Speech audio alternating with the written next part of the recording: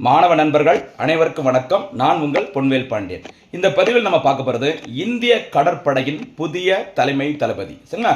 இதுக்கு முன்னாடி அதாவது 26வது கடற்படை தலைமை தளபதியாக இருந்தவர் திரு தினேஷ் கே திரிபாதி அவர்கள். சரியா? திரிபாதி அவர்கள் மே 31, 2026 அன்று ஓய்வு பெற்றார். அதனைத் தொடர்ந்து இந்திய கடற்படையின் புதிய தலைமை தளபதியாக பொறுப்பேற்றுள்ளவர் கிருஷ்ணா சுவாமிநாதன் அவர்கள், அதாவது அட்மிரல் கிருஷ்ணா சுவாமிநாதன் அவர்கள். சரியா? சுவாமிநாதன் அவர்கள் இந்திய கடற்படையின் 27வது தலைமை தளபதி என்பது குறிப்பிடத்தக்கது. சரிங்களா? ரொம்ப முக்கியமானதுமா இந்த பாதுகாப்பு துறையில ராணுவம், சரியா, கடற்படை, விமானப்படை யாரு தலைமை தளபதி அப்படிங்கிறத கண்டிப்பாக நீங்க தெரிஞ்சு வச்சுக்கோங்க. சரிங்களா? அதே மாதிரி இந்திய கடற்படை தினம் ஒவ்வொரு ஆண்டும் கடைபிடிக்கப்படும் நாள் எப்போ அப்படின்னு பார்த்தீங்கன்னா டிசம்பர் 4ஆம் தேதி. சரியா?